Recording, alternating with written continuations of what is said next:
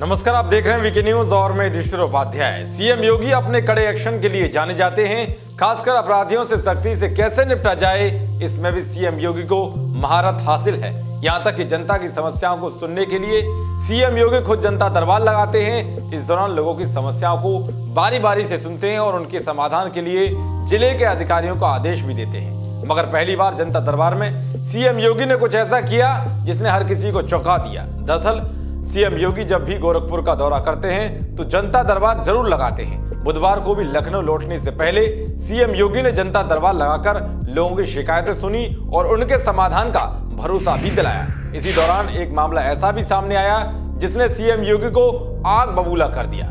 फरियादी बनकर सीएम योगी के दरबार में गलत नीयत से शिकायत करना एक शख्स को ऐसा भारी पड़ गया कि उसे जेल की हवा खानी पड़ी। गुलरियाह से आए रामनारायण गुप्ता ने सीएम से गुहार लगाते हुए कहा कि उसने एक मकान खरीदा है, लेकिन पुलिस उस पर कब्जा नहीं करने दे रही है और उल्टा उनके खिलाफ मुकदमे दर्ज करा रही है। इतना सुनकर मुख्यमंत्री योगी आदित्यनाथ अफसरों से जवाब तलब करने लग गए।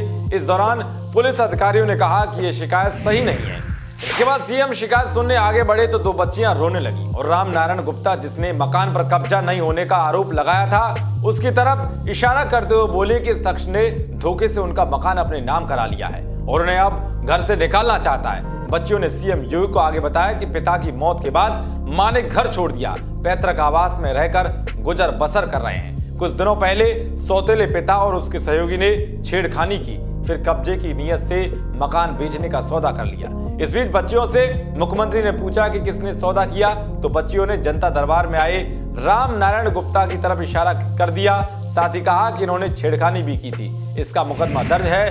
बच्चियों की दर्द भरी पीड़ा को सुनकर सीएम योगी भड़क गए और अधिकारियों से पूछा कि पॉक्सो एक्ट का मुजरिम यहाँ कैसे पहुंचा। इसके बाद जब आरोपी वहां से भागने लगा तो पुलिस ने उसे तुरंत गिरफ्तार कर लिया। सीएम योगी ने अधिकारियों को आदेश दिया कि बच्चों की हर संभव मदद की जाए। सीएम योगी के इस तरह के एक्शन को देखकर बच्चियों का भी हौसला बढ़ गया। वहीं सीएम की इस कार्रवाई को देखकर फर्जी शिकायत के साथ जनता दरबार में पहुंचने वाले दहशत में आ गए। कई शिकायतकर्ता बिना सीएम से मिले ही लौट गए। दरअसल मुख्यमंत्री योगी आदित्यनाथ की जनता दरबार में यह पहला मौका था जब इस तरह की कार्रवाई की गई। आपको बता दें कि बच्चियों के पिता ने 6 साल पहले पत्नी के अवैध संबंधों के चलते आत्महत्या कर ली थी और बाद में पत्नी के एक प्रेमी की भी मौत हो गई। इसके बाद बच्चियों की मां के एक और शख्स प्रदीप थापा के साथ प्रेम संबंध बन गए और वो उसके साथ चली गई। कुछ समय पहले उसने प्रेमी प्रदीप के साथ उस घर को बेचने का फैसला कर लिया जहां बच्चियां रहती थी। महिला ने रामनारायण गुप्ता को मकान 3 लाख से ज्यादा की कीमत पर बेच दिया। 1 महीने पहले प्रदीप और बच्चियों की मां रामनारायण के साथ कुछ अन्य लोगों को लेकर कब्जा कराने के लिए पहुंच गए। इस दौरान सौतेले पिता ने बच्चियों से छेड़खानी की। इसकी जानकारी ग्राम प्रधान ने इंस्पेक्टर को दी। शिकायत के आधार पर ही गुलरियाह के इंस्पेक्टर ने प्रदीप थापा और बच्चियों की मां को गिरफ्तार करके जेल भेज दिया। जिस तरह से सीएम योगी ने जनता दरबार में बच्चियों के दर्द को सुनकर तुरंत एक्शन लिया, उस पर आपकी क्या राय है कमेंट बॉक्स जरूर बताएं। देश और दुनिया की तमाम खबरों को पाने के लिए देखते रहिए वीके न्यूज। शुक्रिया।